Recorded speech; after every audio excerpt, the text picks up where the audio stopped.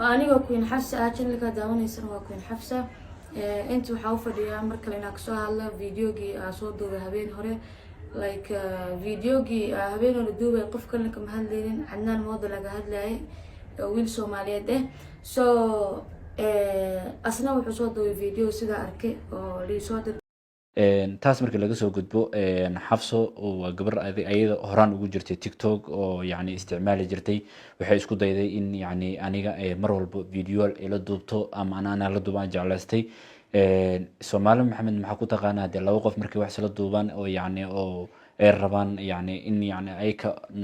isfarxa galiyaan waxay u bedeshtaan maxaa la dhahay waxyaalo xun runtii aad baan ugu xumahay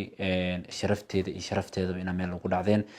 aad ka dhigteen dad yani lamaano yani isjecelo oo yani oo isguursan rabo labada dhinac ba irsaaqadeen waa xirteen hadii runta laga hadlo irsaaqadeen wax kale ma aha nin walba dacalifkiisa asaa og meesha ku jiro oo asaga iga sii dhow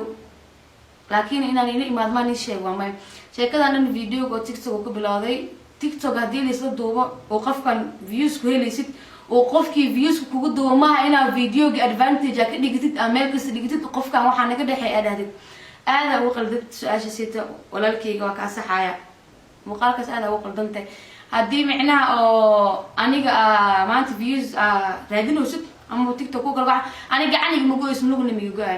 video kula duubay video ku kala kacay video wala soo duuba Soomaali badneed waxaa ii karsay intaan ka salaamayo aniga aan u baxsaday magac ahaan saaxiibta nolosha aad u taqaanaad gabar Soomaalida YouTuberad ah ee lagu magacaabo Queen Hafsa inaba caadi ma ahayn I never forget English aan ku hadlay in English ku hadlan ayada iga keentay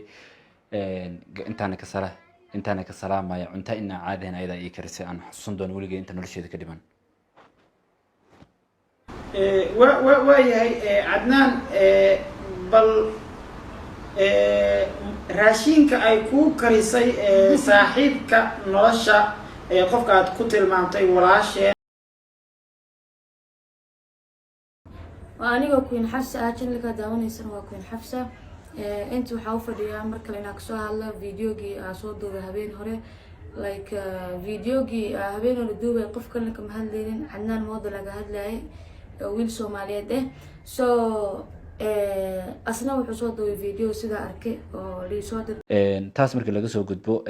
xafso oo gabar ayada horaan ugu jirtay TikTok oo yani isticmaali jirtay waxay isku dayday in yani aniga mar walba video ila duubto ama ana la duubaan jeclaystay Soomaali Maxamed maxaa ku taqaanaa de laba qof markii wax sala duubaan oo yani oo ay rabaan yani in yani ay ka isfarxa galiyaan waxay u bedeshtaan maxaa la dhahay waxyaalo xun runtii aad baan ugu xumahay